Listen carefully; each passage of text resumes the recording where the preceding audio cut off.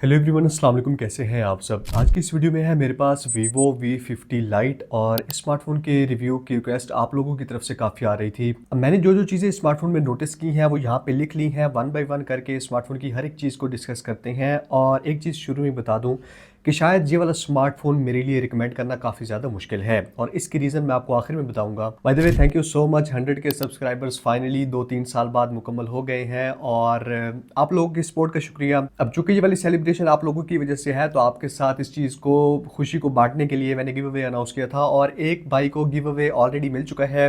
दूसरा give away winner मैं announce कर चुका हूँ। ये वाले भाई साहब हैं, इनको मैंने मैसेज किया हुआ है। होप सो इनका रिप्लाई आ जाएगा और इनको भी मैं डिस्पैच करवा दूंगा। अब अगला गिव अवे 1,05,000 सब्सक्राइबर पे बहुत ही जल्द, एक महीने में ही होप सो कंप्लीट हो जाएंगे। तो बहुत ही जल्द वो वाला गिव अवे आ रहा है। तो रूल सिंपल है, एक तो आपने चैनल को सब्सक्राइब करना है, दूसरा नीचे वीडियो के नीचे कमेंट लाजमी किया करें, तीसरे नंबर पे मुझे इंस्टा पे फॉलो कर लेना है। हर वीडियो के नीचे कमेंट किया करें क्योंकि मैं किसी भी वीडियो के कमेंट से विनर पिक कर लूंगा और इंस्टा पे जाकर उस बंदे से कांटेक्ट करूंगा। और चूंकि मेरी ऑडियंस मेरी फैमिली की तरह है तो यहाँ पे गिव अवे रियल होते हैं। और again thank you so much 100 के सब्सक्राइबर्स के लिए। पहले स्मार्टफोन की 2 से 3 वो चीजें बता देता हूँ जो मुझे अच्छी लगी हैं, क्योंकि कुछ लोग कहते हैं कि कंपनी ने फोन नहीं भिजवाया तो इस वजह से मतलब उसकी बुराइयां कर रहा है। इस स्मार्टफोन का डिजाइन और डिस्प्ले का सेक्शन मुझे काफी पसंद आया है। मैंने 3-4 महीने पहले Vivo V40e ट्राई किया था और नो डाउट वो वाला स्मार्टफोन काफी ज्यादा खूबसूरत है। लेकिन आप अगर चैनल पे बहुत अरसा से मुझे देख रहे हैं तो आपको पता होगा मैं फ्लैट डिजाइन को ज्यादा पसंद करता हूँ। स्मार्टफोन का फ्लैट डिस्प्ले, साइड्स बिल्कुल फ्लैट है, बैक साइड फ्लैट है, ये वाला डिज़ाइन मुझे ज़्यादा पसंद आया है। डिज़ाइन वैसे तो सब्जेक्टिव चॉइस है और आपने कमेंट्स में लाजमी बताना है कि आपको V40e का डिज़ाइन ज़्यादा अच्छा लग रहा है या V50 Lite का। ये वाला स्मार्टफोन दिखने में काफ़ी खूबसूरत है, लेकिन एक चीज़ है, क्योंकि प्लास्टिक का फ्रेम है और शाइनी है तो इस पे स्क्रैच काफ़ी जल्दी आ सकते हैं। आपने प्रोटेक्टर कवर लगा के यूज़ करना है स्मार्टफोन को। डिस्प्ले इस वजह से मुझे अच्छा लगा है कि इस पे बेजल्स ना होने के बराबर हैं, यानी कि बहुत अच्छी स्क्रीन टू बॉडी रेशो वाला डिस्प्ले प्रोवाइड किया गया है। मतलब एक फुल डिस्प्ले वाली फीलिंग आती है। 120 हर्ट्ज रिफ्रेश रेट के साथ आता है, 6.7 इंचेस का और FHD प्लस रेजोल्यूशन वाला है।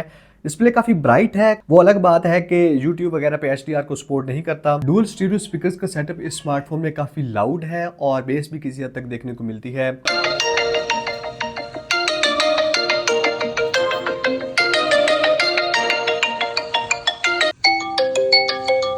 अगर प्राइस की बात करें, 2 वेरिएंट लॉन्च हुए हैं V50 Lite के। V50 Lite 4G वाला जो कि यहाँ पे मेरे पास है, स्नैपड्रैगन 685 के साथ, 8GB 256GB के साथ 74,000 की इनवॉइस में आता है और डिस्काउंट के साथ मार्केट में आपको तकरीबन 70,000 के आसपास मिल जाएगा।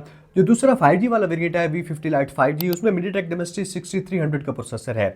आप दूसरे लफ्जों में ऐसे समझे कि MediaTek Helio G99 जैसा है। उसमें 12GB की रैम है, 256GB की स्टोरेज है, उसकी इनवॉइस 90,000 आई है और डिस्काउंट के बाद मार्केट से वो तकरीबन 83-85,000 के आसपास मिलेगा। अब यहाँ पे एक चीज आपने माइंड में रखनी है कि इस वक्त V40e जो स्मार्टफोन है ना, उसकी नए की प्राइस तकरीबन 90,000 है, लेकिन यूज्ड मार्केट में वो वाला स्मार्टफोन इजीली आपको 75 से 80,000 के आसपास मिल जाता है। इस फोन का रिव्यू देखते हुए इस चीज को आपने फुल्ली माइंड में रखना है ताकि आपको आइडिया हो कि जरूरी नहीं हर बार जो चीज नई बाद में आती है वो पहले वाली चीज से बेहतर होती है। अब थैंक्स टू वकार भाई जिन्होंने मुझे ये वाला स्मार्टफोन रिव्यू के लिए प्रोवाइड किया है। अगर आप जंग से हैं, होलसेल रेट पे स्मार्टफोन परचेज करना चाहते हैं वीवो के या किसी भी और ब्रांड के, तो वकार मोबाइल शॉप 18 को आपने डेफिनेटली चेकआउट करना है। डिजाइन और डिस्प्ले के अलावा दूसरी चीज जो मुझे इस फोन की अच्छी लगी है वो है 6500 mAh की बैटरी और उसके साथ 90 वाट फास्ट चार्जिंग की सपोर्ट।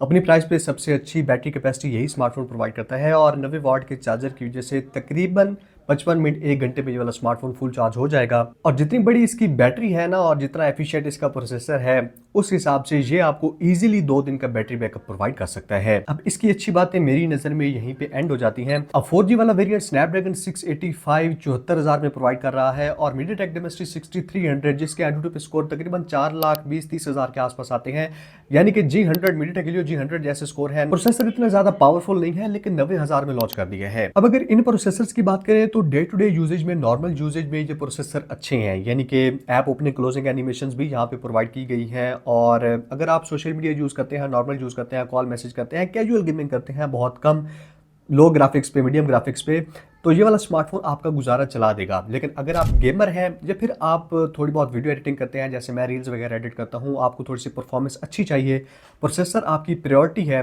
तो गलती से भी आपने V50 Lite 5G या V50 Lite 4G परचेज नहीं करना, चुप करके Vivo V40e की तरफ चले जाएं। वो इस प्राइस पे इस वक्त यूज्ड मार्केट में बेस्ट स्मार्टफोन है। कैमरास की बात करते हैं तो यहाँ पे भी मुझे चेंजेस नोटिस हुए हैं। एक तो 32 मेगापिक्सल का सेल्फी कैमरा ये वाला स्मार्टफोन लेके आता है, जो कि उससे डाउनग्रेड है जो V40e 50 मेगापिक्सल का प्रोवाइड करता है। बैक साइड पे main camera Sony IMX882 sensor no doubt काफी अच्छा है और काफी अच्छे रिजल्ट्स स्पेशली ब्राइट लाइट में अच्छी लाइटिंग में प्रोवाइड कर देता है, चाहे आप पोर्ट्रेट्स वगैरह क्लिक करते हैं। अच्छा, एक इंपॉर्टेंट पॉइंट ये है कि V50 Lite 4G में बैक साइड पे मेन 50 मेगापिक्सल के कैमरे के साथ 2 मेगापिक्सल का डेप्थ सेंसर है, जबकि जो V50 Lite 5G है ना, उसमें बैक साइड पे 8 मेगापिक्सल का अल्ट्रा वाइड लेंस प्रोवाइड किया गया है। तो इस डिफरेंस को आपने माइंड में रखना है। कैमरे के सैंपल्स वगैरह मैं आपको शो कर देता हूँ, आप खुद भी आइडिया ले सकते हैं। मुझे पर्सनली इस स्मार्टफोन के कैमरा में डिटेल्स थोड़ी सी कम लगी हैं, स्पेशली लो लाइट में ये काफी हद तक नॉइज लेके आता है। पिक्चर्स में अगर आप जूम करके देखते हैं तो पिक्सेल्स फटे फटे महसूस होते हैं। आउटडोर में अच्छे शॉट्स ले लेता है, डायनामिक रेंज को बहुत अच्छे तरीके से बैलेंस करता है, स्किन टोन्स भी नेचुरल कैप्चर करता है। वीडियो की सपोर्ट अगेन डिसपॉइंटिंग है।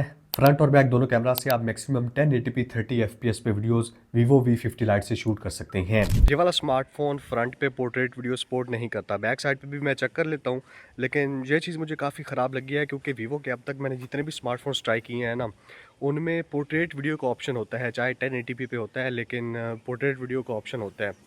यहाँ पे मतलब पोर्ट्रेट वो जो साइड से चीज़ें ब्लर हो जाती है ना, वो वाली वीडियो का ऑप्शन नहीं है। डायनामिक रेंज को किस तरह से बैलेंस कर रहा है और फोकस में आपको चेक करवा देता हूँ। अब इसका बैक कैमरा देख लेते हैं। अच्छा, ये वाली वीडियो Vivo V50 Lite के बैक कैमरा से शूट हो रही है। 4G वाला है Vivo V50 Lite 4G, इसमें एक 5G भी आता है और मैंने चेक कर लिया है। ये वाला स्मार्टफोन बैक साइड पे भी जो पोर्ट्रेट वीडियो रिकॉर्डिंग है ना, वो सपोर्ट नहीं करता। यहाँ पे फ़ोन मैंने क्योंकि बहुत करीब पकड़ा हुआ है तो ये खुद ही फोकस कर रहा है उसको, लेकिन अगर कोई सब्जेक्ट होता है वहाँ पे थोड़ा सा दूर तो पोर्ट्रेट वीडियो से जो हो जाता था ना ऑप्शन, वो यहाँ पे नहीं है। तो इन द एंड सारे पॉइंट्स को मिला के बात करें, इसकी 2 से 3 चीज़ें मुझे अच्छी लगी हैं। एक तो इसका डिज़ाइन और डिस्प्ले मुझे पसंद आया है। दूसरे नंबर पे स्मार्टफोन का बैटरी और चार्जिंग स्पीड का सेक्शन। हैप्टिक मोटर जो स्मार्टफोन में प्रोवाइड की गई है वो बिल्कुल बेसिक चीप वाली है, बजट स्मार्टफोन्स वाली अच्छी वाइब्रेशन मोटर नहीं है, जबकि Vivo चाहता तो इस प्राइस पे दे सकता था क्योंकि इन्फिनिक्स Note 50 Pro में बहुत अच्छी क्वालिटी के हैप्टिक्स और वाइब्रेशन मोटर आती है। और एक चीज़ मैं मेंशन करना भूल गया कि NFC की सपोर्ट इस 4G वाले में नहीं है, तो मेरे ख्याल में 5G वाले में भी नहीं होगी। बैक साइड पे ऑरा लाइट प्रोवाइड की गई है जिसको आप फोटोग्राफी वगैरह में लो लाइट में यूज कर सकते हैं और उसके साथ वीडियोस और फोटोज में काफी अच्छी वाइब आ जाती है। लेकिन इसमें जायस की कोलैबोरेशन नहीं है, तो जो जायस के मोड्स वगैरह सारे आते हैं ना V50 में, वो आपने यहाँ पे एक्सपेक्ट नहीं करने, वो यहाँ पे कोई भी मोड नहीं दिया गया। स्मार्टफोन की बैक साइड और फ्रेम प्लास्टिक का है, तो ये चीज आपने माइंड में रखनी है। ग्लास की बिल्ड यहाँ पे प्रोवाइड नहीं की गई। IP रेटिंग की बात करते हैं तो ये वाला स्मार्टफोन IP65 रेटिंग के साथ आता है, लेकिन उसके अलावा मेन इशू स्मार्टफोन के साथ प्राइस का है, क्योंकि 4G वाला वेरिएंट 73-74 हज़ार में लॉन्च हुआ है, 70 हज़ार में मार्केट में मिलता है और 70 हज़ार पे स्नैपड्रैगन 685 काफ़ी अंडर पावर्ड है और बैक साइड पे अल्ट्रा वाइड लेंस भी प्रोवाइड नहीं किया गया, जबकि इसके कंपटीशन में स्मार्टफोन्स टेक्नो कैमन 40 प्रो 65,000 60,000 में अल्ट्रा वाइड लेंस प्रोवाइड कर रहा है। और 5G वाले वेरिएंट से मुझे इस वजह से मसला है कि उसमें प्रोसेसर बेशक मीडियाटेक डोमेस्टिक है लेकिन 6300 है, जो कि Antutu पे स्कोर इतना ही करता है जितना मीडियाटेक हीलियो G100 करता है। 90,000 में मीडियाटेक हीलियो G100 जैसे जस्टिफाई नहीं है, वैसे ही मीडियाटेक डोमेस्टिक 6300 नहीं है।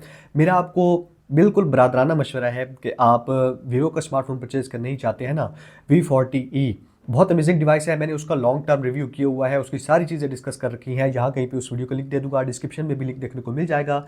उस वीडियो को आपने लाजमी चेकआउट करना है। उसके बाद आपको आइडिया होगा कि आपको ये नए स्मार्टफोन परचेज नहीं करने, बल्कि यूज्ड मार्केट से वो वाला स्मार्टफोन ले लें, आपके लिए बहुत बेहतर रहेगा। मजीद इस स्मार्टफोन के बारे में आपकी कोई भी क्वेश्चन हो तो कॉमेंट्स में पूछ सकते हैं, मैं आपको रिप्लाई कर दूंगा। Thank you so much, good bye.